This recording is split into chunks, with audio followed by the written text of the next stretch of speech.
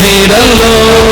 புலியில் விழாதபடி காத்து கொண்டீரே, அழுகை களிப்பாக மாற்றிவிட்டீரே. அடைக்கலமே உமதடிமை நானே, ஆர்ப்பரிப்பேனே அகமகிழ்ந்தே. கட்டளை செய்த நன்மைகளையே நித்தம் நித்தம் நான் நினைப்பேனே. அடைக்கலமே என்னை என்றும் போதித்து நடத்துபவரே, கண்ணை வைத்து ஆலோசனை சொல்லுபவரே. என்னை என்றும் போதித்து நடத்துபவரே, கண்ணை வைத்து ஆலோசனை சொல்லுபவரே. நடக்கும் வழிதனை காட்டுபவரே, நம்பி வந்தோரை கிருபை சூழ்ந்து கொள்ளுமே. அடைக்கலமே உமதடிமை நானே, ஆர்ப்பரிப்பேனே அகமகிழ்ந்தே. கர்த்தர் செய்த நன்மைகளை நித்தம் நித்தம் நான் நினைப்பேனே. அடைக்கலமே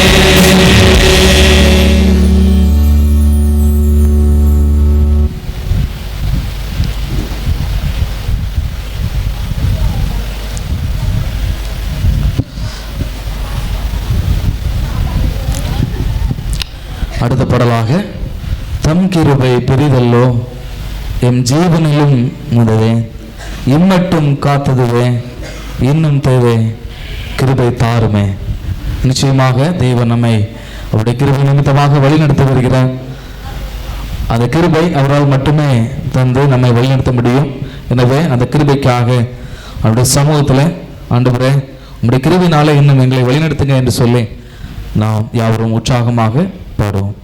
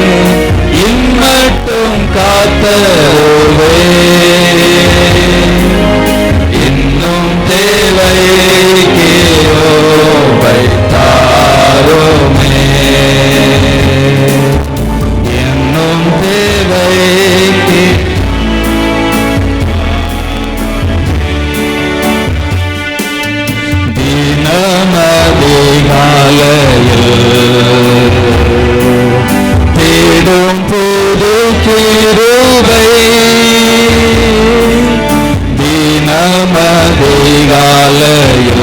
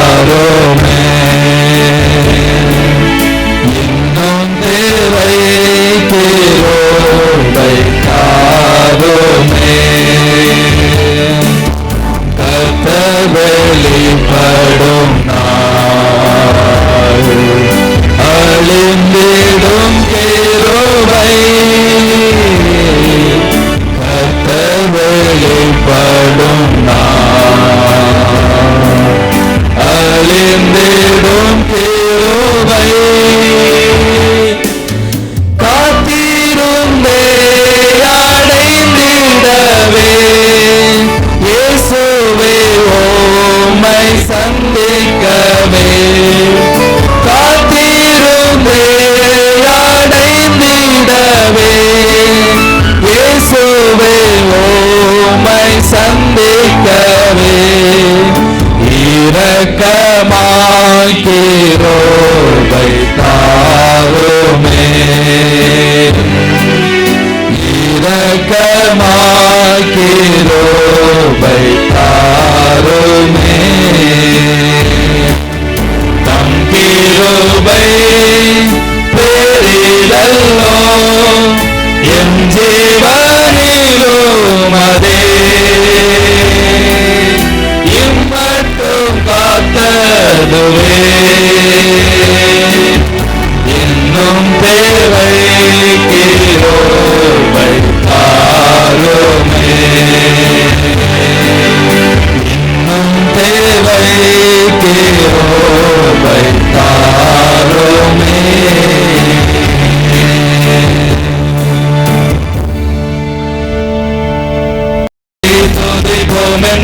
தேவதேவனை புனித இதயமுடனே போற்றி துதிப்போம் தேவதேவனை புனித இதயமுடனே நேற்றும் என்றும் என்றும் மாறா இயேசுவை நாம் என்றும் பாடி துதிப்போம் நேற்றும் என்றும் என்றும் மாறா இயேசுவை நாம் என்றும் பாடி துதிப்போம் என் இயேசுவை நான் என்றும் ஏற்றி மகிழ்ந்திடுவேன் என் இயேசுவை நான் என்றும் ஏற்றி மகிழ்ந்திடுவேன் கோர பயங்கரமான புயல் கொடியலையின் மத்தியில் கோர பயங்கரமான புயல் கொடியலையின் மத்தியில் காற்றும் கரம் கொண்டு மார்பில் சேர்த்தனைத்த எங்கும் பாடுவேன் காற்றும் கரம் கொண்டு மார்பில் சேர்த்தனைத்த எங்கும் பாடுவேன் இயேசு என்னும் நாமமே என் ஆத்மாவின் கீதமே என் நேசரேசுவை நான் என்றும் ஏற்றி மகிழ்ந்திடுவேன் என் நேசரேசுவை நான் என்றும் ஏற்றி மகிழ்ந்திடுவேன் தாய்தன் பாலகனையே மறப்பினோம் நான் மறவேன் என்று சொன்னதார் தாய்தன் பாலகனையே மறப்பினோம் நான் மறவேன் என்று சொன்னதார் தாழ்த்தி என்னை அவர் கையில் தந்து தீரப்பாட்டு என்று போடுவேன் தாழ்த்தி என்னை அவர் கையில் தந்து தீரப்பாட்டு என்றும் போடுவேன் இயேசு என்னும் நாமமே என் ஆத்மாவின் கீதமே என் இயேசுவை நான் என்றும் ஏற்றி மகிழ்ந்திடுவேன் என் இயேசுவை நான் என்றும் ஏற்றி மகிழ்ந்திடுவேன் பூமி அகிலமும் சாட்சியாகவே பொங்கென்ற கட்டளையதால் பூமி அகிலமும் சாட்சியாகவே பொங்கென்ற கட்டளையதால் ஆவியாத்மாவும் தேகம் யாவும் என்று தந்து தொண்டு செய்கவே ஆவியா தேகம் யாவும் என்று தந்து கொண்டு செய்துவே இயேசுவின் நாமமே என் ஆத்துமாவின் கீதமே என் நேசரே சுவை நான் என்றும் ஏற்றி மகிழ்ந்திடுவே என் நேசரே சுவை நான் என்றும் ஏற்றி மகிழ்ந்திடுவேன். Praise the Lord.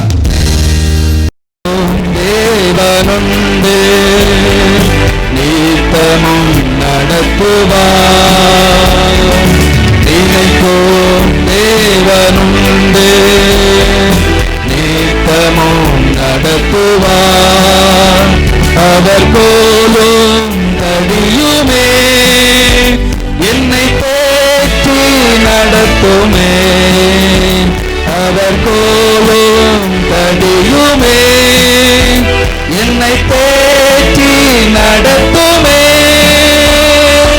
நினைக்கும் தேவனுண்டு நித்தமும் நடத்துவார் நினைக்கும் தேவனுண்டு நித்தமும் நடத்துவார் மரண பாதையிலே நடந்த வேளையிலே மரண பாதையிலே நம்ம வாழ்க்கையில் அன்னைக்கு நாட்கள மரண பாதையில் நம்ம தேவன் உண்டு ஜீவதேவன் ஜீவன் தந்தார் பாடி மகிழ்ந்திடுவே ஜீவதேவன் ஜீவன் தந்தார் பாடி மகிழ்ந்திடுவே நினைக்கும் தேவனுண்டு நித்தமும் நடத்துவார் நினைக்கும் தேவனுண்டு நித்தமும் நடத்துவார் அவர் கோலும் தடியுமே என்னை தேற்றி நடத்துமே அவர் கோலும் தடியுமே என்னை தேற்றி நடத்துமே ஊழிய பாதையிலே உடைந்த நேரத்திலே ஊழிய பாதையிலே உடைந்த நேரத்திலே உண்மை தேவன் உயிர்ப்பித்தாரே உயர்த்தி போற்றிடுவே உண்மை தேவன் உயிர்ப்பித்தாரே உயர்த்தி போற்றிடுவே நினைக்கும் தேவனுண்டு நித்தமும் நடத்துவார் நினைக்கும் தேவனுண்டு நித்தமும் நடத்துவார் அவர் போலும் தடியுமே என்னை தேற்றி நடத்துமே அவர் கோலும் தடியுமே என்னை தேற்றி நடத்துமே.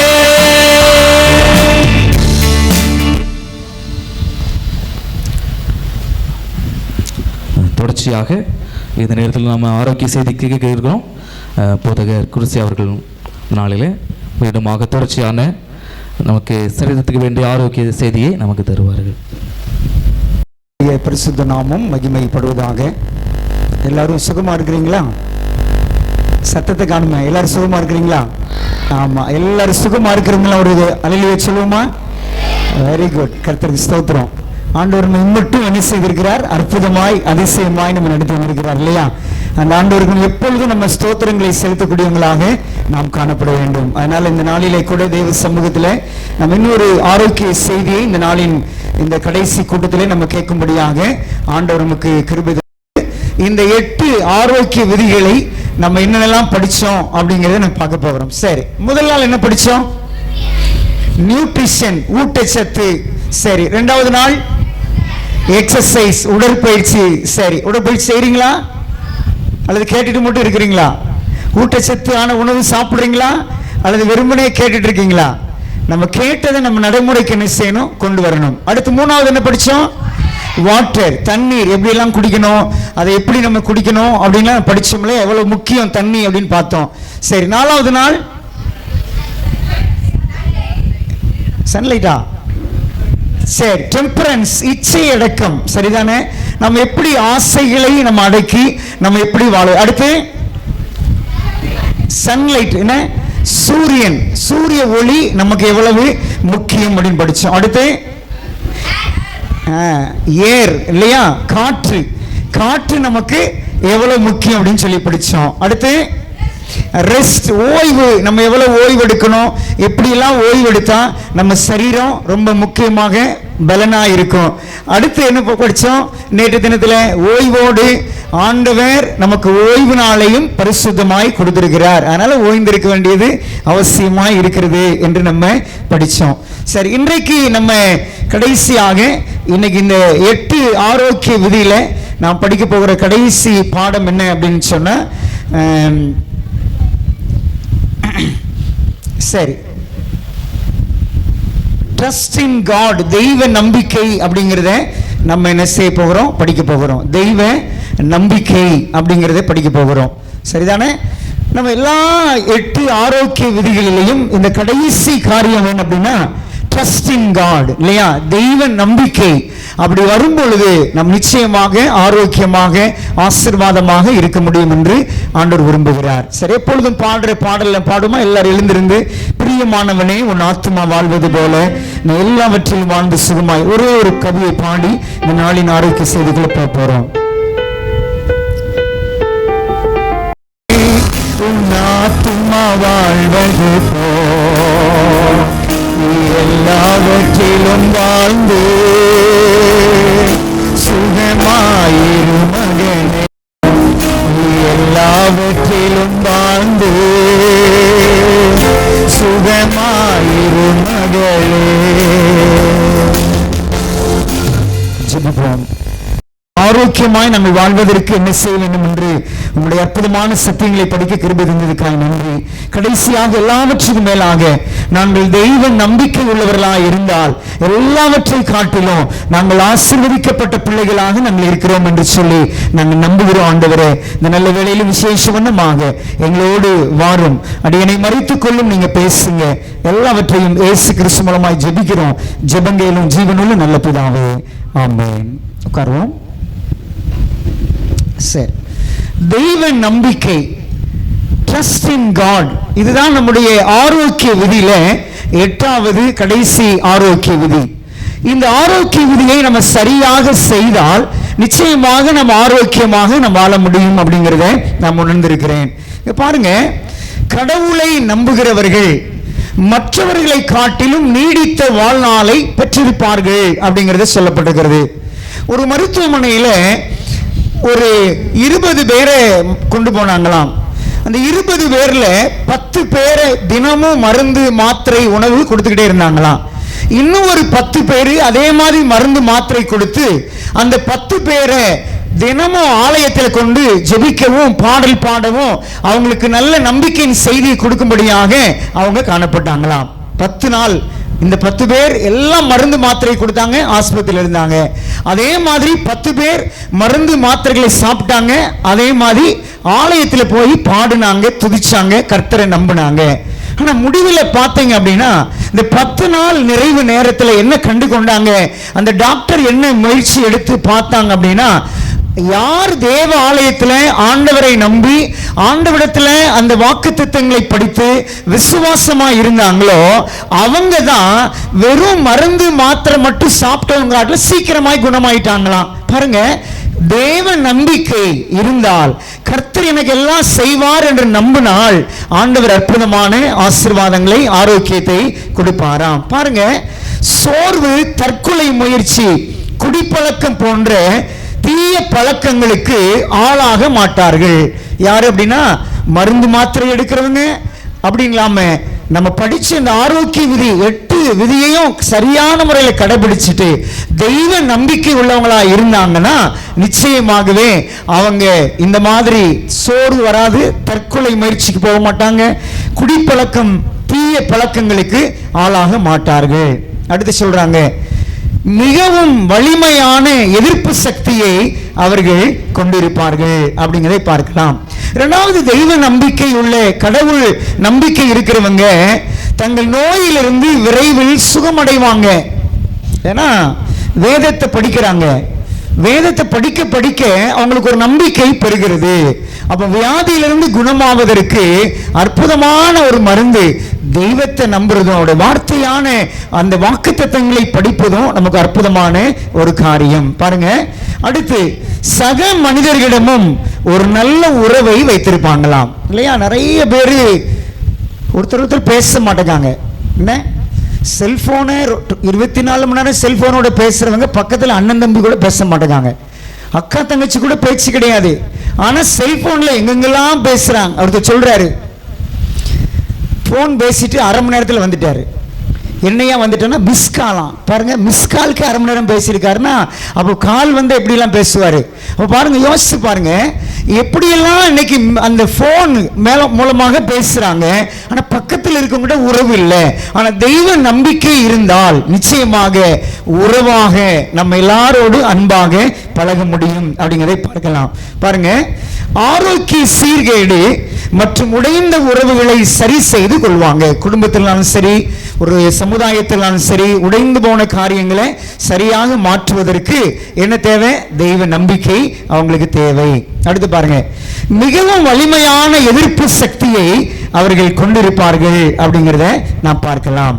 பிரியமானவங்களே, இன்னைக்கு பாருங்க, அன்பு கடவுளாகி நம்முடைய இயேசு கிறிஸ்துவை முழுமையாய் நம்புகிறவர்களுக்கு பூலோக ஆசீர்வாதங்களான ஆரோக்கியம் மற்றும் வளம் மட்டுமல்ல, பரலோக ஆசீர்வாதங்களும் நித்திய ஜீவனையும் ஆண்டவர் கொடுக்கிறார்.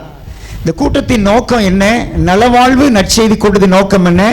இந்த பூமியில மாத்திரம் நம்ம நல்ல ஆரோக்கியமா இருக்கணும், சந்தோஷமா இருக்கணுங்கிறதுக்காக இல்ல, நித்தியமாய் நம்ம சந்தோஷப்பட போகிறோம். ஒரு நாள் ஆண்டவர் சீக்கிரம் வரப்போகிறாரு.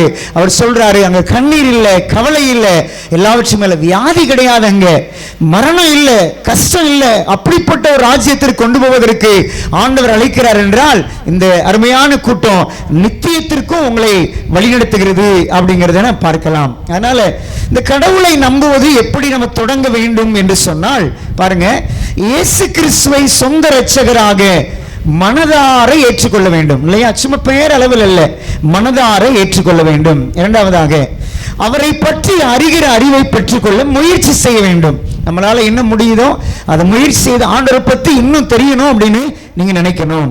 அடுத்ததாக, அமைதியான நேரங்களை அவரோடு பிரார்த்தனையில் செலவிட வேண்டும், ஜெபிக்க வேண்டும். நேரம் கிடைக்கும் போதெல்லாம் நேரத்தை உருவாக்கி கொள்ளணும். எதுக்கெல்லாம் நேரத்தை உருவாக்கிடுறோம் இல்லையா? எங்கேயாவது போறதுக்கு நேரத்தை உருவாக்கிக்கிடுறோம், ஒரு சுற்றுலா போறதுக்கு நேரத்தை உருவாக்கிடுறோம். ஆனா ஜெபத்திற்கு நம்ம அனுதினமும் தேவ பிரசன்னத்துல நேரத்தை உருவாக்கி கர்த்தரோடு உறவு கொண்டீங்கன்னா நிச்சயமாக நீங்கள் ஆரோக்கியமா இருப்பீங்க. அவர் தொலைவில் இருக்கிறார் என்று நினைக்க வேண்டாம். நமது பாவங்களை மன்னிக்கவும் பாவங்களை ஜெயிப்பதற்கு நமக்கு பலன் கொடுக்கவும் அவர் எப்போதும் உங்கள் அருகிலே இருக்கிறார் இல்லையா? நம்முடைய தேவன் தூரமா இல்ல, அவர் அருகிலே, உங்கள் அருகாமையிலே எப்பொழுதும் உங்களை பார்த்து கொண்டே இருக்கிறார். அப்படிங்கிறது எவ்வளவு அருமையான வாக்குத்தத்தம் அப்படிங்கிறதை பார்க்கலாம். கடைசியாக, அவரோடு ஒரு முழுமையான உறவை தக்க வைத்துக் கொள்ள வேண்டும் இல்லையா? அவரை பிடிச்சுக்கணும், அப்படியே பிடிச்சுக்கிடணும்.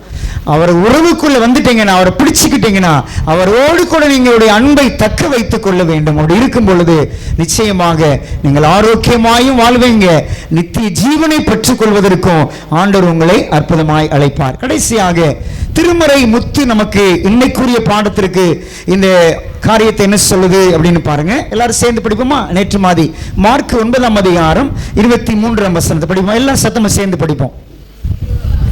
இயேசு அவனை நோக்கி, நீ விசுவாசிக்க கூடுமானால் ஆகும், விசுவாசிக்கிறவனுக்கு எல்லாம் கூடும் இல்லையா? நம்முடைய தேவனால் கூடாத காரியம் இருக்குதா? இல்ல. இந்த கூட்டத்துக்கு வந்திருக்கிற உங்க வாழ்க்கையிலும் கூட கர்த்தர் ஏதோ நீங்க எதேச்சியா வந்து நினைக்காதங்க, ஆண்டவர் உங்களை அழைச்சி வந்திருக்கிறார். தேவன் நம்மளை அற்புதமாக இந்த கூட்டத்துக்கு கூட்டி வந்திருக்கிறார். அதனால ஆண்டவர் சொல்றார், அவரை நம்பும் பொழுது இயேசு அவனை நோக்கி, நீ விசுவாசிக்க கூடுமானால் ஆகும், விசுவாசிக்கிறவனுக்கு எல்லாம் கூடும். கடைசியா பாருங்க, இறைவன் இயேசுவை நம்பிடுங்கள், அழியா பெருவாழ்வை நாம் பெற்றுக்கொள்வோம். அப்படி பெறும் பொழுது ஆண்டவரோடு கூட முக்கியமா என்ன செய்யலாம், வாழலாம். அப்படிப்பட்ட பாக்கியத்தையும் கிருபையும் ஆண்டவர் நம்ம ஒவ்வொருவருக்கும் தந்து தேவன் நம்ம ஒருவரையும் ஆண்டவர் ஆசீர்வதிப்பாராக. ஆமென். இந்த சாயங்கால வேளையில இன்றைக்கு இந்த அற்புதமான செய்திகளை கேட்கும்படியாக தேவ சமூகத்தில் உங்களோட எல்லா நேரங்களையும் ஒதுக்கி வச்சுட்டு, தேவன் எங்கள் வாழ்க்கையில் வேண்டும், அவருடைய சக்தி வேண்டும் என்று சொல்லி அவருடைய பாதத்தில் பல இடங்களிலிருந்து வந்திருக்கிற தெய்வ பிள்ளைகள் உங்கள் ஒவ்வொருவரையும் அன்பர் இயேசு நாமத்திலே இந்த நலவாழ்வு நற்செய்தி குழுவின் சார்பாக உங்களை அன்போடு நாங்கள் வாழ்த்துகிறோம், உங்களை வரவேற்கிறோம். இன்றைக்கும் நம்ம செய்திக்கு முன்னாடி நம்ம யாவரும் எழுந்திருந்து கர்த்தருடைய சமூகத்தில் வல்லமை தேவை தேவா, வல்லமை தாரும் தேவா, இன்றே தேவை தேவா, இப்போ தாரும் தேவா என்கிற பாடலை நம்ம சேர்ந்து கர்த்தருடைய சமூகத்தில் பாடுவோமா? தேவா இப்போ தாரும் தேவா, இன்றே தேவை தேவா, இப்போ தாரும் தேவா. ஒளிந்திடும் வல்லமை, உன்னதத்தின் வல்லமை, ஆவியின் வல்லமை, அக்கினியின் வல்லமை. ஒளிந்திடும் வல்லமை, உன்னதத்தின் வல்லமை, ஆவியின் வல்லமை, அக்கினியின் வல்லமை. வல்லமை தேவை தேவா, வல்லமை தாரும் தேவா, இன்றே தேவை தேவா, இப்போ தாரும் தேவா, இன்றே தேவை தேவா, இப்போ தாரும் தேவா. மாம்சமான யாவர் மீதோ ஆவியை ஊற்றுவேன் என்றே, மாம்சமான யாவர் மீதோ ஆவியை ஊற்றுவேன் என்றே, ஒவ்வொரு வாலிபர் யாவரோ. அப்பா, இந்த அருமையான ஓய்வு நாள் பொழுதை காண நீர் உமது பிள்ளைகளுக்கு கொடுத்த ஸ்லாக்கியத்துக்காக நன்றி தகப்பனே. விசேஷித்த வண்ணமாக இந்த நற்செய்தி கூட்டங்களில் இறுதி நாளுக்குள்ளாக நாங்கள் கடந்து செல்லவும் தேவரீர் நீர் எங்களை வழிநடத்தி வந்த கிருபைக்காக நன்றி தகப்பனே. இந்த வேளையிலும் வந்திருக்கிற ஒவ்வொரு பிள்ளையும் நீர் தொட்டு பேர் பேராக ஆசீர்வதிக்க வேண்டும் என்று ஜெபிக்கிறோம் தகப்பனே. தேவ செய்தியை கொடுக்க இருக்கிற மகனை மறைத்து நீர் வெளிப்பட்டு நல்ல ஆவிக்குரிய மன்னாவை நாங்கள் பெற்று பயனடைய நேசர் நீர் வழிநடத்த வேண்டும் என்று எங்களுக்காக பாடுபட்டு மரித்த மீட்பர் இயேசு கிறிஸ்து நாமத்தில் ஜெபிக்கிறோம் ஜீவனுள்ள பரம தகப்பனே, ஆமென்.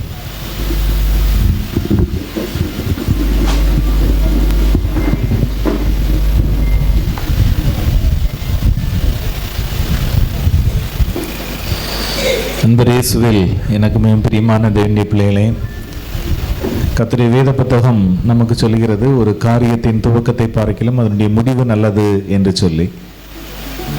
ஒரு காரியத்தை துவங்குவது எளிது, ஆனால் அதை முடிப்பது தேவனுடைய கிருபை, அவருடைய வழிநடத்தும் கரம் நம்மோடு கூட இருந்தால் மாத்திரமே அது நமக்கு சாத்தியமாகும். நலவாழ்வு நற்செய்தி கூட்டங்கள்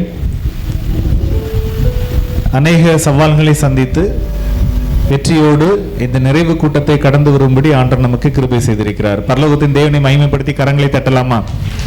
நிறைவு நாள் நாம் அடைந்திருக்கிறோம். கர்த்தருக்கு ஸ்தோத்திரம். எனவே நான் பரலோகத்தின் தேவனுக்கு இதயத்தின் ஆழத்தில் இருந்து 1000 கோடி நன்றிகள் ஏறெடுக்க வேண்டும் என்று நான் விரும்புகிறேன்.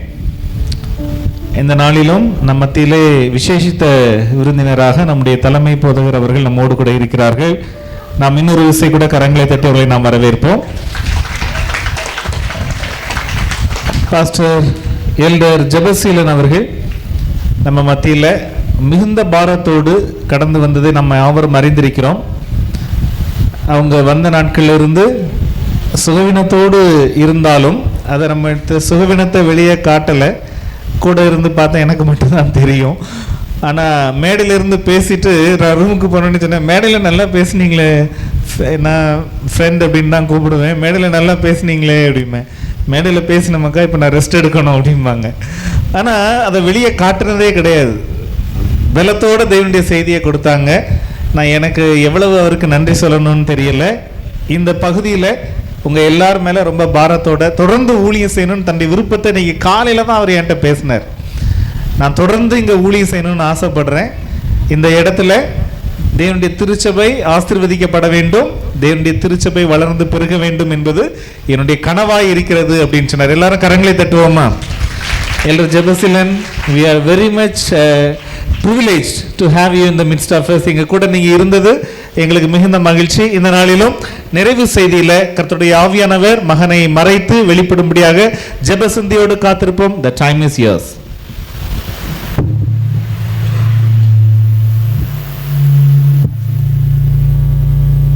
மகிமையும் உண்டாவதாக.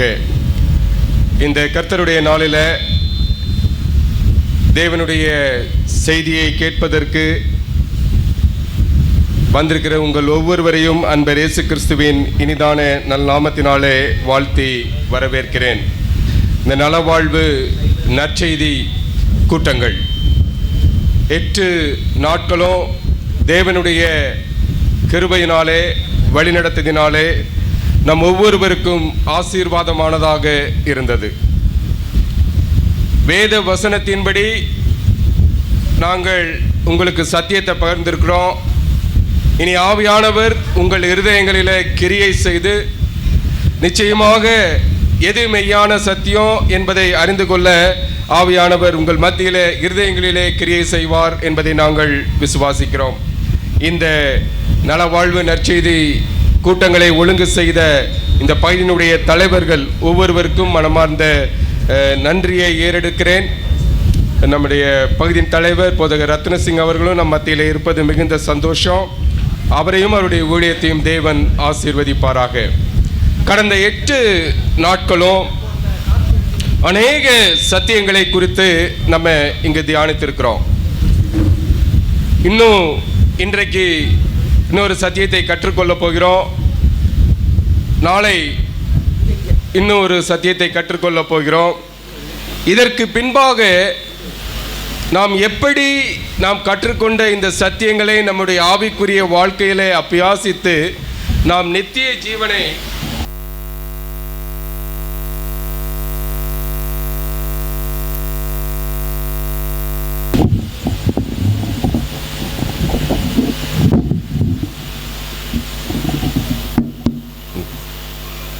நாம் எப்படி நித்திய ஜீவனை சுதந்திரித்துக் கொள்ள போகிறோம் என்பது உங்களுடைய கைகளில் இருக்கிறது. நாங்களும் உங்களுக்காக ஜெபிக்க போகிறோம். இங்கு இருக்கிற போதகர்கள் எப்பொழுதும் உங்களுக்காக ரெடியாக இருப்பாங்க. நீங்கள் ஒரு ஃபோன் செய்தீர்கள்னா போதும், அவர்கள் வந்து உங்களுக்கு வேண்டிய ஆலோசனைகளையும் உங்களுக்கு இருக்கிற சந்தேகங்களையும் அவர்கள் நிவர்த்தி செய்வார்கள். தொடர்ந்து தேவன் நம் அனைவரையும் ஆசீர்வதிப்பாராக. நாம் இந்த நாளின் செய்திக்கு கடந்து செல்வதற்கு முன்பாக தலைவணங்கி ஜெபம் செய்வோம். எங்கள் ஜீவனுள்ள ஆண்டவரே, மீண்டும் ஒரு விஷயம் உடைய பாதத்தில் வருகிறோம். ஆண்டவரே, இப்பொழுதும் நாங்கள் செலவிடப் போகிற இந்த மணித்துளிகள் எங்கள் ஆவிக்குரிய வாழ்க்கைக்கு பிரயோஜனமாக இருக்கட்டும். ஆண்டவரே, கர்த்தரும் இரட்சகரும் ஆகிய இயேசு கிறிஸ்துவின் மூலம் ஜெபம் கேளும் நல்ல பிதாவே, ஆமென். அநேக வருடங்களுக்கு முன்பாக ஒரு விதவை தாய் தன்னுடைய மகனோடு ஜீவித்து கொண்டு இருந்தார்கள். தாயும் மகனும் மிகவும் நெருக்கமாக ஜீவித்து கொண்டிருந்தார்கள். வேற யாரும் இல்லை குடும்பத்தில். அம்மாவுக்கு மகன், மகனுக்கு அம்மா. இருவரும் ஒருவரை ஒருவர் பரஸ்பரம் மிகவும் நேசித்தார்கள்.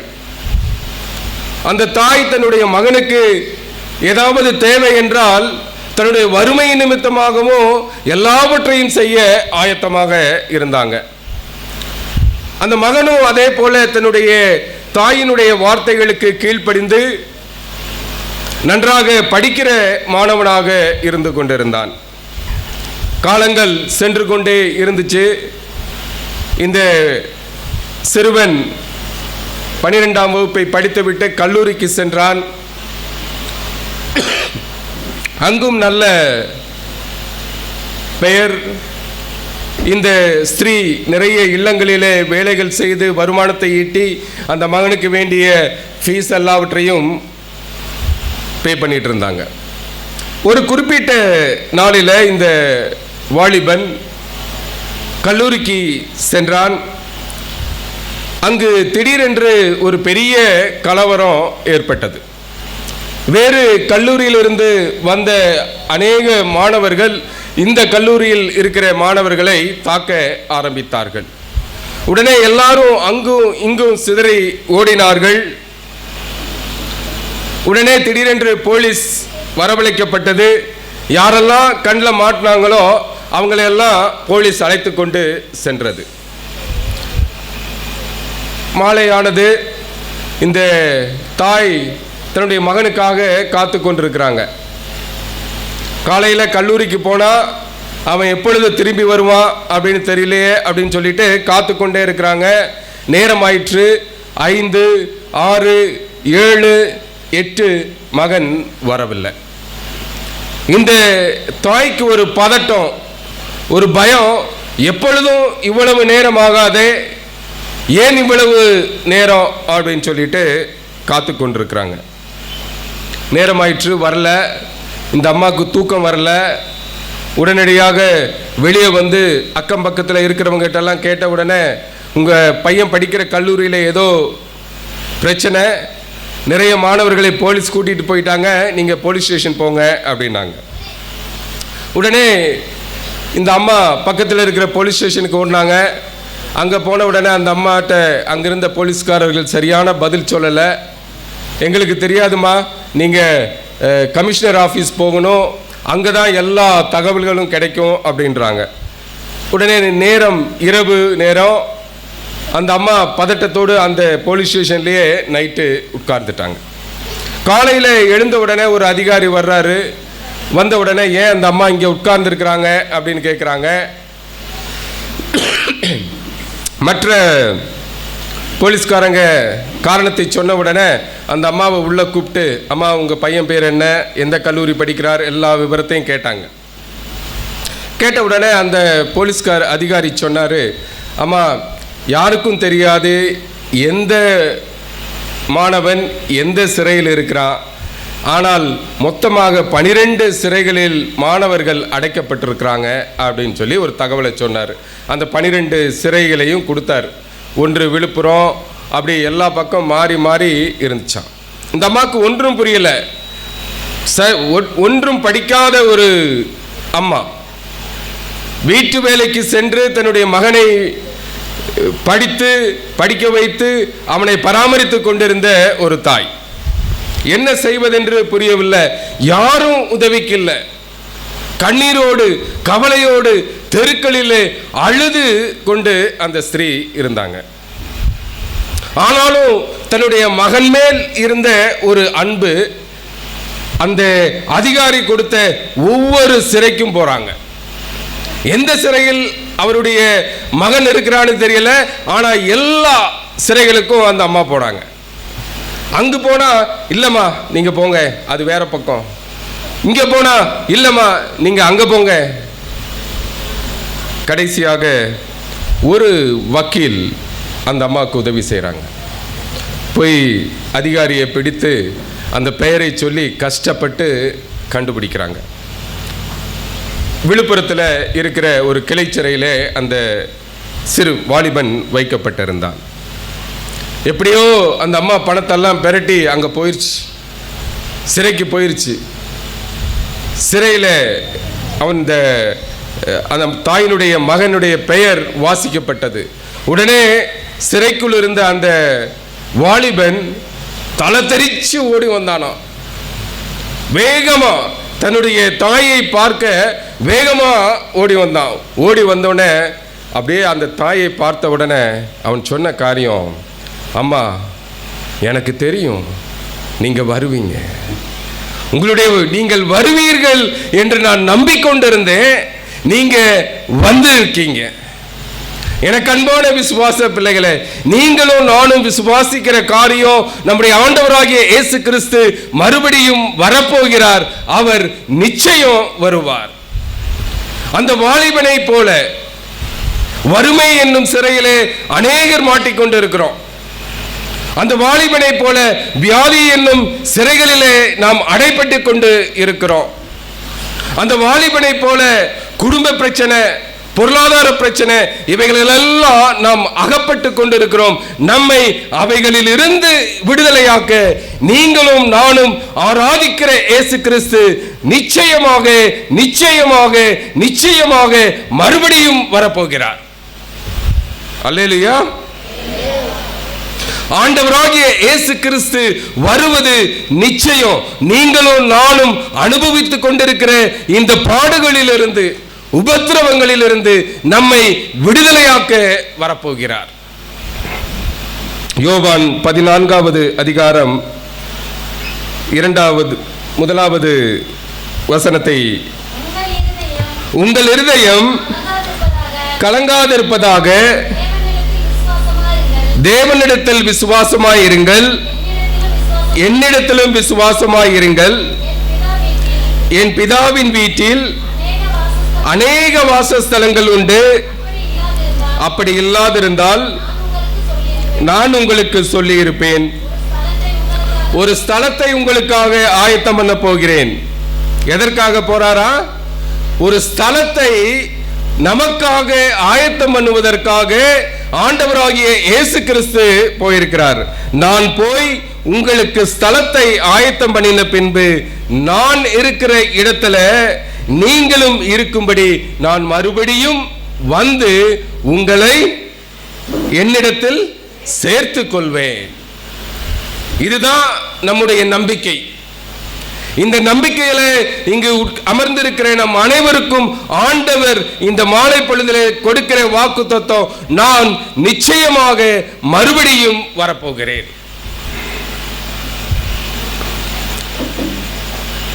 இயேசு கிறிஸ்து வருவது நிச்சயம், உண்மை. இந்த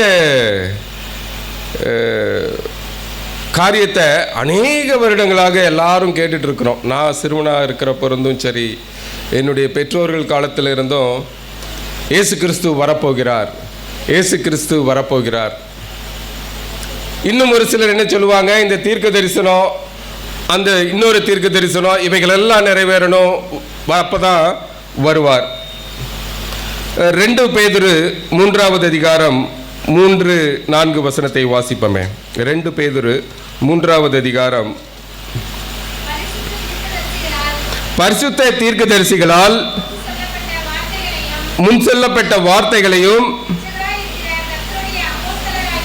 இரட்சகரா இல்லம்மா மன்னிக்கவும், 2 பேதுரு 3வது அதிகாரம் 3-4. முதலாவது நீங்க அறிய வேண்டியது என்னவெனில், கடைசி நாட்களில் பரியாசக்காரர் வந்து தங்கள் சுய இச்சைகளின்படியே நடந்து அவர் வருவார் என்று வாக்குத்தத்தம் எங்கே? பிதாக்கள் நித்திரை அடைந்த பின்பு சகலமோ சிருஷ்டிப்பின் தோற்றம் முதல் அப்படியே இருக்குது. அதுல எந்த விதமான மாற்றமும் இல்லை. நீ மனிதர்கள் செய்கிற பாவத்துல எந்த விதமான மாற்றமும் இல்லை. அது இன்னும் அதிகமாகிக் கொண்டே இருக்கிறது. ஆனால் இயேசு கிறிஸ்து இன்னும் வரல அப்படின்னு சொல்லி நம்மளுடைய விசுவாசத்தை வீக்காக்குறதுக்கு அநேக மக்கள் இருக்கிறாங்க. ஒரு சர்க்கஸ்ல ஒரு நிகழ்வு இருக்கு. அநேக நிகழ்வுகள் இருக்கும். மிருகங்களை வைத்து, யானையை வைத்து, புலியை வைத்து, பாம்பை வைத்து ஒரு நிகழ்வு. என்ன அப்படின்னா, ஒரு மனிதன் நிற்பார், ஒரு பெரிய பைத்தான் அப்படியே போயிட்டு இருக்கும். அங்கே ஒரு ட்ரெயினர் நிற்பார். அந்த ட்ரெயினர் திடீரென்று கெட் அப் அப்படின்னு ஒரு வார்த்தையை சொல்வார். இந்த ஊர்த்து கொண்டு இருக்கிற இந்த பைத்தான் என்ன பண்ணுமா, அந்த மனிதனுடைய கால் மேலே அப்படியே மெதுவாக ஏறுமா. மெதுவாக ஏறி அப்படியே இடுப்பு வரைக்கும் வரும். அப்புறம் அப்படியே கழுத்து வரைக்கும் வந்து அப்படியே அவருடைய நெருக்க ஆரம்பிக்குமா. அந்த பைத்தான், அந்த பாம்பினுடைய தன்மை என்ன அப்படின்னா, ஒரு சில நிமிடங்களில் ஒரு மனுஷனுடைய எலும்பை அப்படியே நொறுக்கி மூச்சை நிறுத்திடும். ஆனால் அந்த ட்ரெயினருக்கு தெரியும் எந்த நேரத்தில் ரிலீஸ் அப்படின்னு சொல்லணும் அப்படின்னு. அவர் அந்த ரிலீஸ் அப்படின்னு சொன்ன உடனே அந்த பாம்பை அப்படியே மெதுவாக இறங்கி கீழே போயிடுமா. நடந்து கொண்டே இருந்துச்சு. இது டெய்லி ஒரு 3 ஷோ நடக்குமா. ஒரு குறிப்பிட்ட நாளில் அதே போல் அந்த நபர் நிற்கிறாரு. அந்த பைத்தான் அப்படியே இங்கே நகர்ந்து கொண்டு இருக்குது. அந்த ட்ரெயினர் அங்கிருந்து கெட் அப் அப்படின்னு சொல்கிறாரு. உடனே இந்த பைத்தான் அப்படியே காலில் ஏறி அப்படியே கழுத்து வரைக்கும் வந்துச்சு. ஒரு சில நிமிடங்கள் கழித்து அந்த ட்ரெயினர் ரிலீஸ் அப்படின்னு சொன்னார். எந்த விதமான ஒரு ரியாக்ஷனும் இல்லை. அங்கு நின்று கொண்டிருந்த அந்த மனிதனுடைய மூச்சு கொஞ்சம் கொஞ்சமாக நிற்க ஆரம்பிச்சிருச்சு. எனக்கு அன்பான விசுவாச பிள்ளைகளை, நாம் அலட்சியமாக இருக்கக்கூடாது.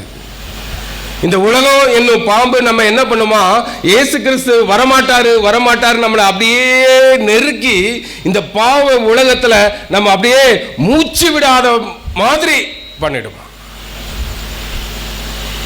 வாசிப்பமே 1 தெசலோனிக்கேயர் 5வது அதிகாரம் 3வது வசனம். 1 தெசலோனிக்கேயர் 5வது அதிகாரம் 3வது வசனம். சமாதானமும் சௌக்கியமும் உண்டென்று அவர்கள் சொன்னபோது கர்ப்பவதியானவளுக்கு வேதனை வருகிறது போல. எப்பன்னு தெரியுமா? தெரியாது. எந்த நேரத்திலையும் வரும். அழிவு சடிதியாய் அவர்கள் மேல் வரும். அவர்கள் தப்பி போவதில்லை. ஆகவே நீங்களும் நானும் நாம் ஆண்டவர் மேல் வைத்திருக்கிற அந்த விசுவாசத்தில் எந்த நேரத்திலையும் எந்த சூழ்நிலையிலையும் என்ன பண்ணி விடக்கூடாதா, தளர்ந்து போய் விடக்கூடாது.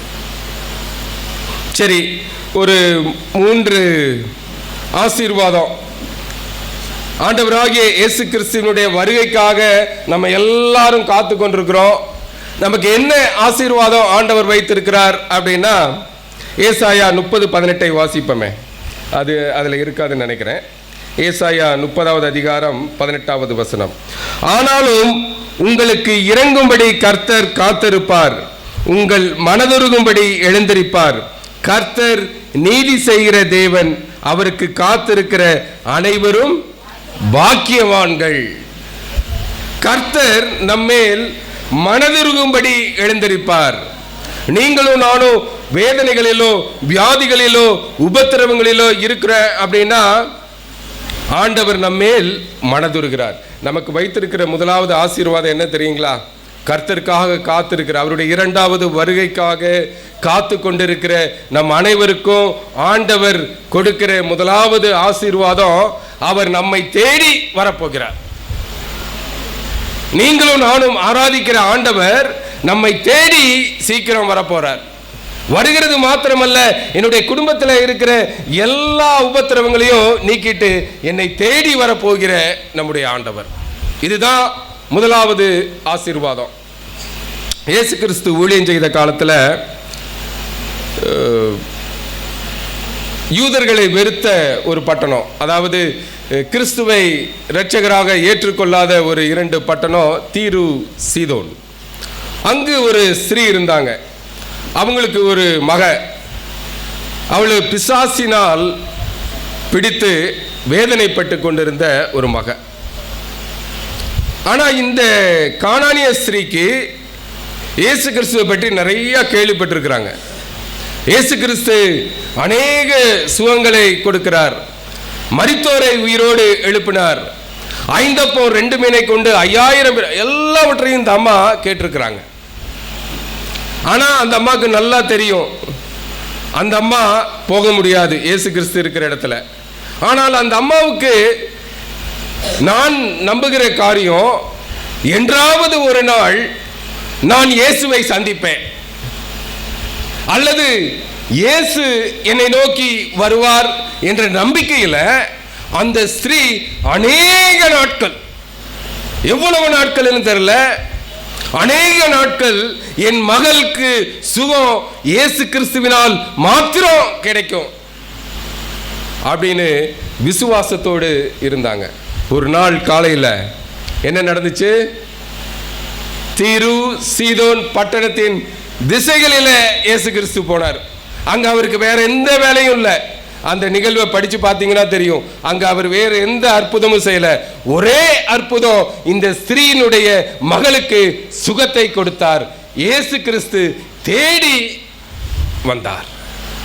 அதே ஆண்டவர் அவருக்காக காத்து கொண்டிருக்கிற நம்மை தேடி வரப்போகிறார். முதலாவது. இரண்டாவது, அவருக்காக காத்து கொண்டிருக்கிற நமக்கு கிடைக்கிற முதலாவது ஆசீர்வாதம் என்ன? நம்மை தேடி வந்து நமக்கு சமாதானத்தை கொடுப்பார். இரண்டாவது, நம்மை தேடி வந்து நாம் சந்திக்கிற உபத்திரவங்களிலிருந்து நம்மை விடுவிப்பார். நீங்களும் நானும் ஆராதிக்கிற ஆண்டவர் சீக்கிரம் வரப்போறார். நாம் சந்தித்து கொண்டிருக்கிற எல்லா உபத்திரவம், வேதனைகள், வியாதிகளிலிருந்து நம்ம என்ன பண்ண போறாரா? விடுவித்து நம்மளோடு கைகளை கோர்த்து நடக்க போறார். நம்ம எல்லாருக்கும் தெரியும், நேபுகாத்நேசர் ஒரு பெரிய சிலையை வச்சிருந்தார். எல்லாரும் அதை வணங்கணும்னு சொன்னார். தானியேலுடைய நண்பர்கள் வணங்கலை. அவர்களுக்கு தண்டனை என்ன? எரிகிற அக்கினி சூளையில தூக்கி போட்டாங்க. பெரிய அக்கினி உக்கிரமாக எரிந்து கொண்டு இருக்கிறது. தானியேலுடைய நண்பர்களை தூக்கி அந்த தீயில போட்டாங்க. என்ன நடந்துச்சு? ராஜாக்கு ஆச்சரியம். காரணம் என்ன? நம்ம 3 பேரை தானே தூக்கி உள்ள போட்டோம். 4வதா ஒரு மனுஷன் உள்ள இருக்கிறாரு. அவருடைய சாயல் தேவகுமாரனுக்கு ஒப்பாய் இருக்கிறது. தானியேலும் தானியேலுடைய நண்பர்களும் ஆண்டவருக்கு உத்தமமாக இருந்தார்கள். அவர்கள் உபத்திரவங்களை சந்தித்த பொழுது ஆண்டவர் மேல இருந்து கீழே வந்தார். மேல இருந்து கீழே வந்து அக்கினிக்கு உள்ள இறங்கி அவர்களோடு நடந்து போனாராம். ஆண்டவராகிய இயேசு கிறிஸ்து மறுபடியும் வரப்போகிறார். அவர் நிச்சயம் வருவார். அவர் வரும் பொழுது என்னுடைய வாழ்விலே நான் சந்தித்துக் கொண்டிருக்கிற அந்த அக்கினிக்கு இணையாக இருக்கிற எந்த உபத்திரவமாக இருந்தாலும், வியாதிகளாக இருந்தாலும், வியாகுலங்களாக இருந்தாலும், பிரச்சனைகளாக இருந்தாலும் எல்லாவற்றிலேயும் நீக்கி என்னோடு நடக்க போறார். கடைசியாக இந்த ஆசீர்வாதத்தை பார்த்துட்டு அப்புறம் ஒரு 10 நிமிஷம் நம்ம இன்னும் ஒரு 2 காரியங்களை பார்க்க போறோம். முதலாவது காரியம், ஆண்டவருடைய வருகைக்காக, 2வது வருகைக்காக காத்து கொண்டிருக்கிற நமக்கு கிடைக்கிற முதலாவது ஆசீர்வாதம், நம்மை தேடி வரப்போகிறார் நம்முடைய ஆண்டவராகிய இயேசு கிறிஸ்து. 2வது, நம்முடைய உபத்திரவங்களிலிருந்து நம்மை விடுதலையாக்க போகிறார். 3வது, வெளிப்படுத்தின விசேஷம். 7வது அதிகாரம்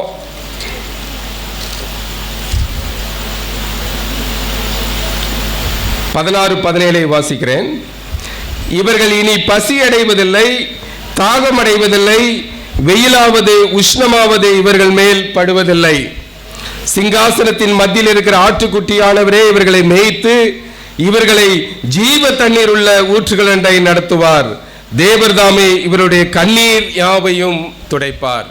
3வது ஆசீர்வாதம் என்ன அப்படின்னா, நாம் காத்து கொண்டிருக்கிற ஆண்டவராகிய இயேசு கிறிஸ்து வரும் பொழுது நம்மை என்ன பண்ண போறாரா? பரலோகத்திற்கு அழைத்து செல்ல போறாராம். அங்கு பசி இல்லை, பட்டினி இல்லை, தேவ ஆட்டுக்குட்டியானவரோடு நம்ம ஜீவிக்க போறோம். இந்த உலகத்தின் காரியங்கள் எல்லாம் நம்ம விட்டுறணும். ஒரு கடற்கரையில் ஒரு மூத்த போதகர்களுக்கெல்லாம் அந்த கதை தெரியும். கடற்கரையில் ஒரு கொக்கு நத்தை சாப்பிட்டுட்டு இருந்துச்சான். ரொம்ப சந்தோஷமாக சாப்பிட்டுட்டு இருந்துச்சு. அப்போ தூரத்தில் ஒரு அழகான ஒரு பேர்டு, வெள்ளை கலரில் அன்னப்பறவை மாதிரி அழகாக, ரொம்ப அழகாக இருந்துச்சான். உடனே அந்த கலர் அந்த பியூட்டியை பார்த்த உடனே இந்த கொக்கு அப்படியே போச்சான் அதுக்கிட்ட.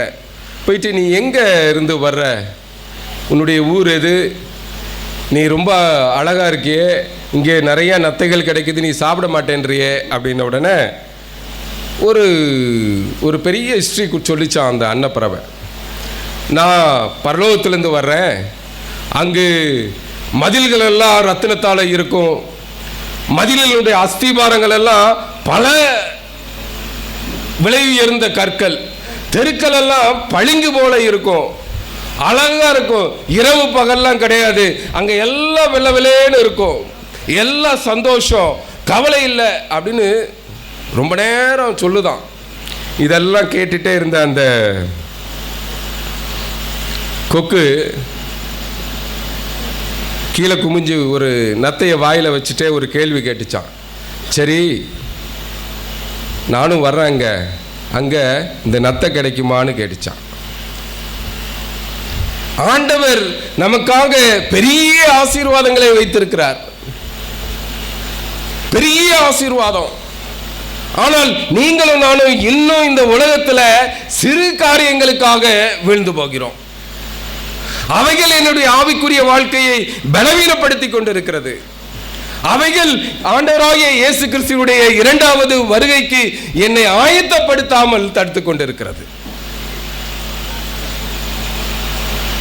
சரி,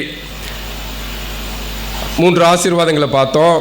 இந்த இயேசு கிறிஸ்துவினுடைய இரண்டாவது வருகையை குறித்து அநேக தீர்க்கதரிசிகள் பல ஆயிரம் வருடங்களுக்கு முன்பாக சொல்லியிருக்கிறாங்க. ஆதியாகமத்தில் இருந்து நம்ம வாசிக்கலாம். யோபு வாசிப்போமே. யோபு 19:25-27. யோபு 19:25 அதிகாரம். என் மீட்பர் உயிரோடு இருக்கிறார் என்றும் அவர் கடைசி நாளில் அவர் பூமியின் மேல் நிற்பார் என்றும். சரி, யோபு அநேக பலாயிரம் வருடங்களுக்கு முன்பாக, இயேசு கிறிஸ்து முதலாவது வருகைக்கு முன்பாக வாழ்ந்த மனுஷன். அவர் சொல்றாரு, என் மீட்பர் உயிரோடு இருக்கிறார் என்றும் அவர் கடைசி நாளில் பூமியின் மேல் நிற்பார் என்றும் நான் அறிந்திருக்கிறேன். 27 வாசிப்போம். அவரை நானே பார்ப்பேன், அந்நிய கண்கள் அல்ல, என் கண்களே அவரை காணோம். இந்த விசுவாசம் நம் அனைவருக்கும் இருக்கணும். அவருடைய வருகைக்காக காத்து கொண்டிருக்கிற நீங்களும் நானும் அவரை நானே பார்ப்பேன், அந்நிய கண்கள் அல்ல, என் கண்களே அவரை காணோம். நானே பார்ப்பேன் அப்படின்னா, நான் அவரை பார்ப்பதற்கு நான் என்னெல்லாம் என்னுடைய அனுதின வாழ்க்கையிலே பார்க்கிறேனோ அவைகள் தான் என்ன ஆண்டவரை பார்க்க முடியுமா இல்லை முடியாதான்னு தீர்மானிக்கும். இன்னும் ஒன்றை வாசிப்போமே. சங்கீதம் 53. சங்கீதம் 53. நம்முடைய தேவன் வருவார், மௌனமாயிரார், அவருக்கு முன் அக்கினி பட்சிக்கும், அவரை சுற்றிலும் மகாபுசல் கொந்தளிப்பாயிருக்கும். நம்முடைய தேவன் வருவார். தேவனுக்கு மிகவும் பிரியமான, கர்த்தருக்கு மிகவும் பிரியமான தாசன் தாவீது. அவர் சொல்றாரு, அவர் நிச்சயம் வருவார். சரி, அவர் எதுக்காக வர்றாரு? அவருடைய வருகையின் நோக்கம் என்ன? 1 தெசலோனிக்கேயர் 4வது அதிகாரம் 16-17 வாசிப்போம். 1 தெசலோனிக்கேயர் 4வது அதிகாரம். ஏனெனில் கர்த்தர் தாமே ஆரவாரத்தோடும் பிரதான தூதனுடைய சத்தத்தோடும் தேவ எக்காலத்தோடும் வானத்திலிருந்து இறங்கி வருவார். எப்படி வருவாரா? இயேசு கிறிஸ்து வரும் பொழுது பிரதான தூதனோடும், ரகசியமாலாம் வர மாட்டாரு. நம்ம திருடன் போல் வருவார் அப்படின்னா அது நேரத்தை குறிக்குது. இயேசு கிறிஸ்து வரும் பொழுது பிரதான தூதனுடைய சத்தத்தோடும் தேவ எக்காலத்தோடும் வானத்திலிருந்து இறங்கி வருவார். அப்ப என்ன நடக்கும்? கிறிஸ்துவுக்குள் மரித்தவர்கள் முதலாவது எழுந்திருப்பார்கள். பின்பு உயிரோடு இருக்கு நாமும் கர்த்தருக்கு எதிர்கொண்டு போக மேகங்கள் மேல் அவர்களோடு கூட ஆகாயத்தில் எடுத்துக்கொள்ளப்பட்டு இவ்விதமாய் எப்பொழுதும் கர்த்தருடனே கூட இருப்போம். புரியுதுங்களா? இயேசு கிறிஸ்து உன்னுடைய வருகை நோக்கம் என்ன அப்படின்னா, நம்ம பரலோகத்திற்கு அழைத்து செல்றார். இயேசு கிறிஸ்து ரகசியமாக வர மாட்டாரு. அவர் ஆரவாரத்தோடும் எக்காலத்தோடும் வரப்போறாரு. ராஜாதி ராஜாவாக, கர்த்தாதி கர்த்தாவாக அவர் வரப்போறாரு. அவர் வரும் பொழுது மரித்தோர்கள், நம்ம படிச்சோம் இல்லைங்களா, மரித்தோருடைய நிலைமை என்ன? அவர்கள் நித்திரையாய் இருக்கிறார்கள். இயேசு கிறிஸ்து வரும் பொழுது மரித்தோர்கள் முதலாவது எழுந்திருப்பார்கள். பின்பு உயிரோடு இருக்கிற நாமும் அவரோடு. சரி, இன்னொரு வசனத்தை வாசிப்போமே. எபிரேயர் 9:28. எபிரேயர் 9:28. கிறிஸ்துவும் அநேகருடைய பாவங்களை சுமந்து தீர்க்கும்படி ஒரே தரம் பலியிடப்பட்டு, யாருக்காக?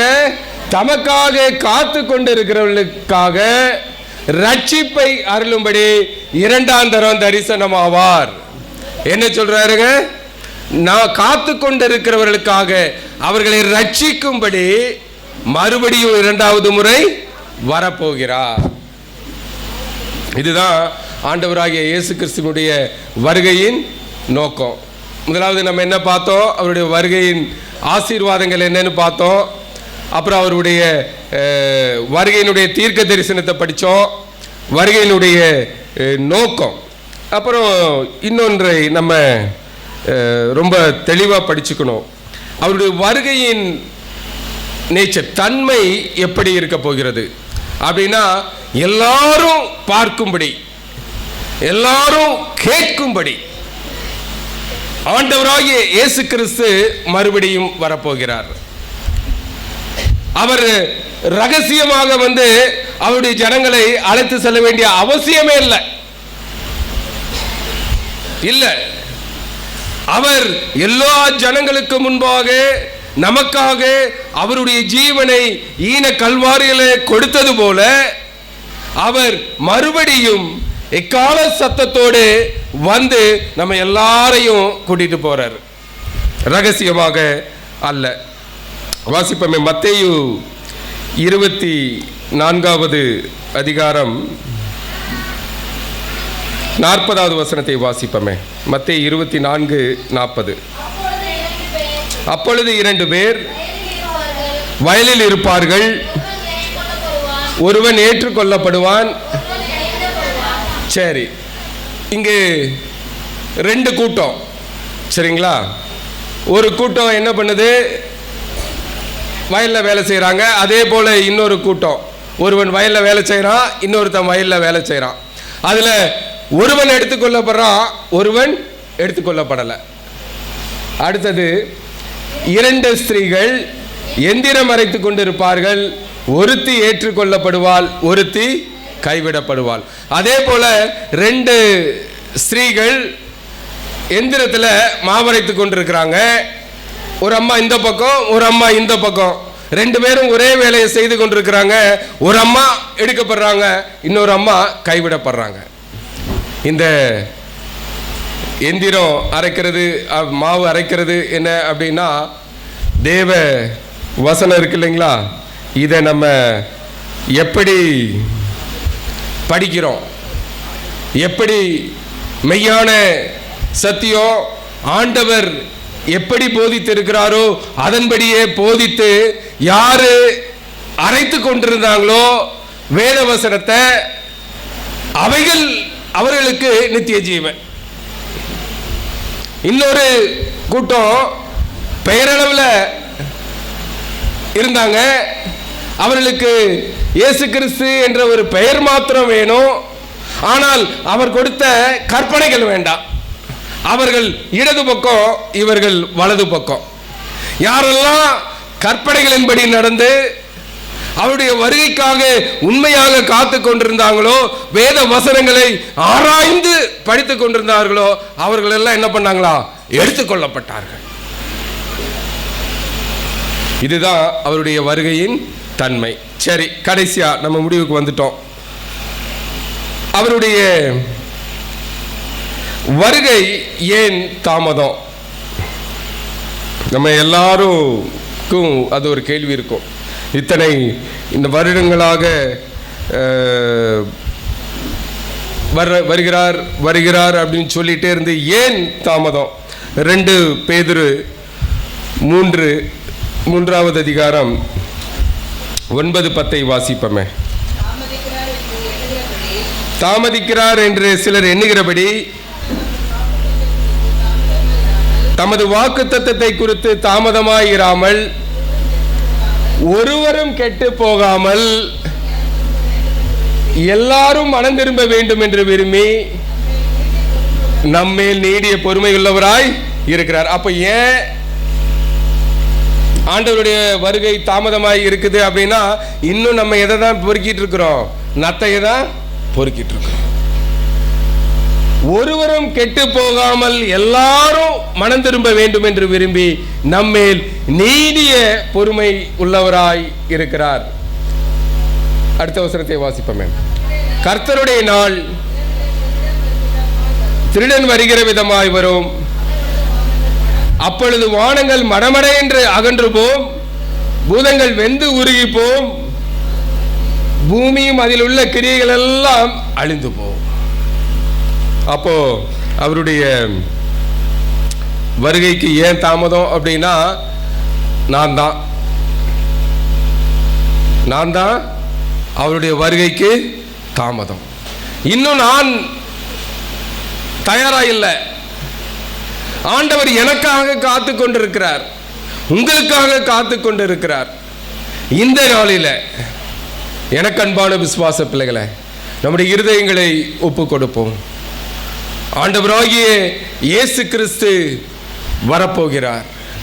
நிச்சயமாக நிச்சயமாக நிச்சயமாக அவர் வெகு சீக்கிரம் வரப்போகிறார். நீங்களும் நானும் அவருடைய வருகைக்காக ஆயத்தமாய் இருக்கிறோமா? இந்த கடைசி காலத்தில் நமக்கு அநேக உபத்திரவங்கள், அநேக வேதனைகள், ஆனாலும் நாம் பற்றி கொண்டிருக்கிற இந்த விசுவாசத்தில் ஸ்திரமுள்ளவர்களாக, நம்பிக்கை உள்ளவர்களாக அனுதினமும் இந்த வேதத்தை நல்லா ஆராய்ந்து படிங்க. இந்த கடந்த 8 நாட்களும் நாங்கள் சொல்லி கொடுத்தது எல்லாம் இந்த வேதாகமத்தில் இருந்து தான். எங்களுடைய கருத்துக்களோ எதுவுமே கிடையாது, எல்லா வேதாகமத்தில் இருந்து. இதை அரைத்தவர்கள் எடுத்துக்கொள்ளப்படுவார்கள். அந்த எடுத்துக்கொள்ளப்படுகிற கூட்டத்தில் நாம் அனைவரும் இருக்கணும் அப்படின்னு இயேசு கிறிஸ்து விரும்புகிறார். நீங்கள் விரும்புகிறீங்களா இல்லையா அப்படின்றது உங்களுக்கும் ஆண்டவருக்கும் ஆனது. ஆனால் நீங்கள் விரும்ப வேண்டும் என்பது ஆண்டவருடைய சித்தம். தேவன் தாமே நம் அனைவரையும் ஆசீர்வதிப்பாராக. ஆண்டவருடைய வருகை வெகு சமீபமாய் இருக்க போகிறது. அந்த வருகைக்கு நம்மை ஆயத்தப்படுத்திக் கொள்வோம். இன்னும் நம்மை நெருங்கி இருக்கிறவங்க, நம்முடைய பக்கத்து வீட்டில் இருக்கிறவங்க, அவர்களுக்கும் இந்த நல்ல சத்தியத்தை எடுத்து கொடுத்து அவர்களையும் நாம் ஆயத்தப்படுத்துவோம். தேவன் நம் அனைவரையும் ஆசீர்வதிப்பாராக. ஆமென். தேவன் மீண்டுமாக இந்த உலகத்திற்கு வர இருக்கிறார். அவர் வாக்கு உரைத்த ஆண்டவர்.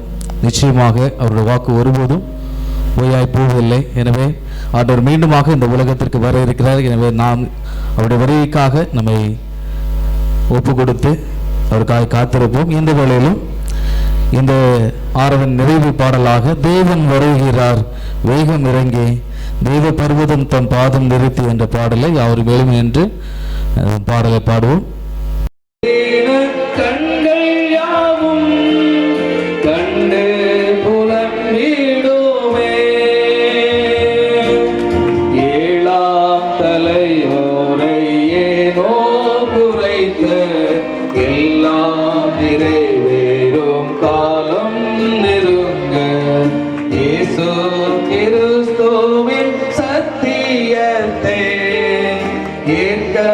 மறுத்தவர்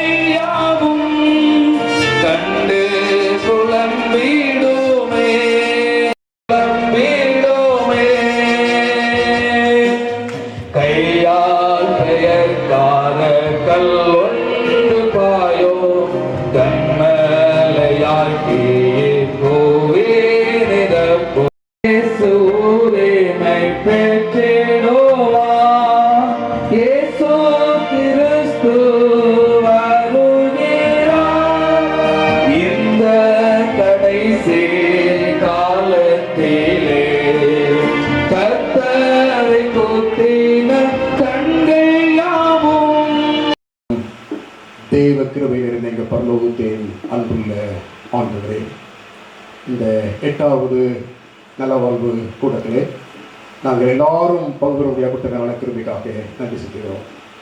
கர்த்தருடைய திவ்ய சமூகத்தில் வந்து நாம் துதித்து பாடவும் ஜெபிக்கவும் நல்ல ஆரோக்கிய செய்தியும் தொடர்ந்து பரலோகத்தின் மன்னாவை என்ற ஜெபஸ்திரன் மூலமாக நீர் கொடுத்து கர்த்தாவே செய்தி கொடுத்த ஆசிரியர் நீர் ஆசீர்வதித்திருந்தும் செய்திகளில் யாவரும் நீர் ஆசீர்வதிக்க கர்த்தாவே இந்த கூட்டத்தில் கலந்து கொண்டதுக்கான ஒவ்வொரு ஆத்மாக்களும் ஜெபிக்கிறோம்.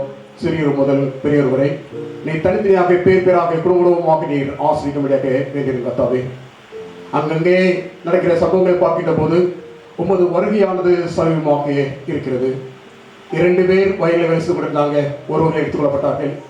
இயந்திரத்தில் வேலை செய்த 2 ஸ்திரீகள் ஒருவர் எடுத்துக் கொள்ளப்பட்டால் மற்ற கைவிடப்பட்டால் சொல்வது போல நோவாவும் அவருடைய குடும்பமும் பிள்ளைகளுடைய குடும்பமும் எவ்விதமாக பேழைக்குள் பேசுவது போல நாங்கள் எங்களின் குடும்பத்தையும் மற்றவர்களையும் மற்ற குடும்பங்களையும் இந்த உலகத்திற்கும் வரப்போகும் உலகத்திற்கும் ஆய்ச்சல் கிருபை கர்த்தாவே நல்ல ஆவிக்குரிய உணவு தந்ததுக்காக நடிச்சுக்கிறோம். தொடர்ந்து எங்களுக்காக ஆயத்த பண்ணப்பட்டிருக்க சரியான உணவுக்காக நாங்கள் ஜெபிக்க கர்த்தாவே. சமைத்த பிள்ளைகளை ஆசிரியர் இங்கே யாரும் நீர் ஆசிரியர் கர்த்தாவே. எங்கள் எல்லாரையும் சமூகத்தோடு இங்கிருந்து எடுத்து விட கர்த்தாவே. இந்த இரவு காத்துக்கொள்ளும் நடத்தும் ஆசீர்வதியும் இயேசு கிறிஸ்துவின் மூலம் ஜெபங்களும் நல்ல பிதாவே, ஆமென். என் ஆத்மாவே கர்த்தரை சோஸ்திரி, என் முழு உள்ளமே அவர் சாமத்தை சோஸ்திரி. என் ஆத்மாவே கர்த்தரை சோஸ்திரி, அவர் செய்த சகல உபகாரங்களையும் மறவாதே, ஆமென்.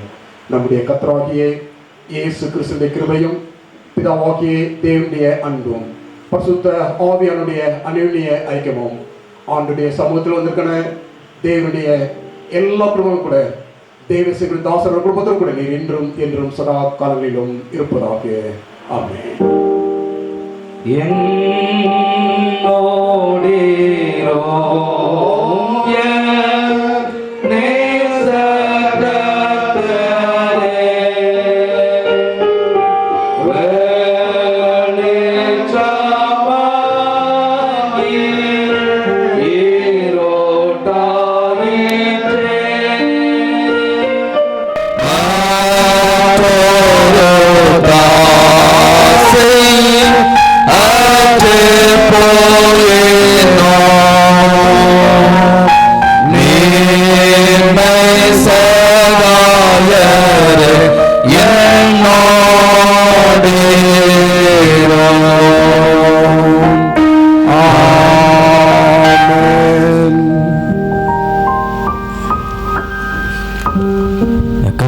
ஆசீர்வதிப்பதாக. தொடர்ச்சியாக எல்லா நாட்களிலும் தேவனுடைய சமூகத்தில் வந்து தேவனுடைய ஆசீர்வாதத்தை பெற்ற உங்கள் அனைவரையும் மீண்டுமாய் தேவன் ஆசீர்வாதத்தை வழிநடத்துவாராக. இந்த வேளையிலும் இந்த நாளில் உங்களுக்காக ஆகாரம் வைக்கப்பட்டிருக்கிறது, நீங்கள் அதை அறிந்து செல்லலாம். அதே போல நாளை தினத்தில் விசேஷித்த ஆராதனை, ஓய்வு நாள் ஆராதனை காலையில் 9 மணி அளவில் இந்த வளாகத்தில் இந்த இடத்தில் வைத்து நடைபெறும். எனவே நீங்கள் அனைவரும் அந்த பரிசுத்தமான ஓய்வு நாள் விசேஷித்த ஆராதனையில் நீங்கள் பங்கு பெறும்படியாகவும் உங்களை அன்போடு நான் கேட்டுக்கொள்கிறேன். கூடுமான வரை உங்களுடைய நண்பர்களையும் அந்த ஆராதனைக்கு நீங்கள் அழைத்து வர உங்களை அன்போடு நான் கேட்டுக்கொள்கிறேன். நாளை தினத்திலும் ஆராதனை பிற்பாடு உங்களுக்காக விசேஷ ஆராதனை ஆகாரமும் தயார் செய்யப்பட்டிருக்கிறது. எனவே அந்த ஆகாரத்தையும் நீங்கள் கொண்டு செல்லலாம். நீங்கள் அதற்காக ஆயத்தத்தோடு வரும்படியாக உங்களை அன்போடு நான் கேட்டுக்கொள்கிறேன். God bless you. ஆண்டவர் உங்களை ஆசீர்வதிப்பார்.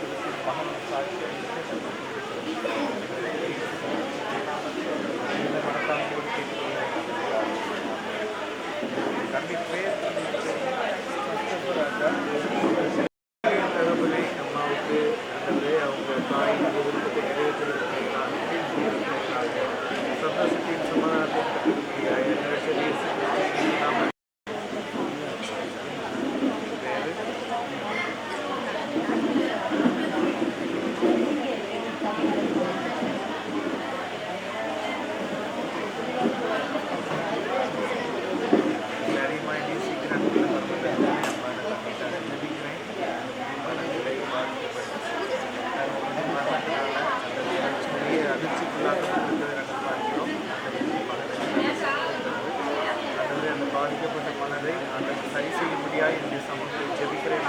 பெற்றோரை ஆசீர்வதிங்க. தகப்பனே உத்தரவுகளை எனது இரண்டுகளுக்கும் இப்படி ஒரு ஆசீர்வாதமான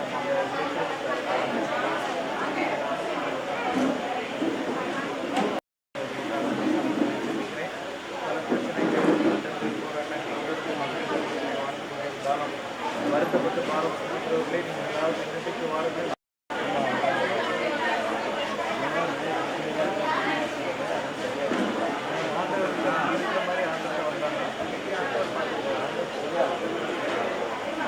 போராடி நீங்களா உங்க வாழ்க்கையில்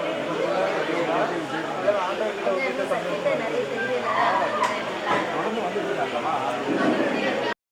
ஞானத்தில் குறைவுள்ளவனாக இருந்தால் சம்பூர்ணமாய் கொடுக்கிற தேவனத்தை கேட்கிறார். அப்பொழுது அவர் சம்பூர்ணமான ஞானத்தை கட்டளையிடுவார்.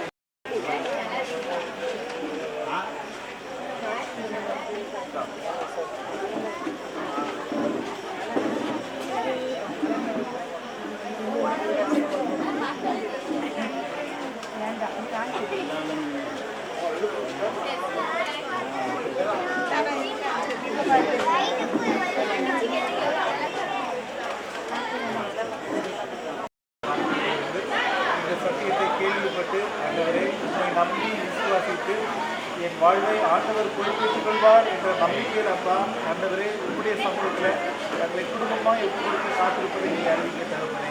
ஆண்டவரே நீங்கள் தானே மகனை தொட்டு ஆசீர்வதித்து ஆண்டவரே நீங்கள் உங்களுடைய மகனுடைய வாழ்க்கையில் தலைவராக இருந்து பொறுப்பேற்றுக் கொண்டு உங்களுடைய மகனுடைய வலதுகரம் பிடித்து பயப்படாதே நான் உங்களோடு கூட இருக்கிறேன் என்று சொல்லி கரம் பிடித்து ஆண்டவரே மகனை நீங்கள் வழிநடத்துங்க.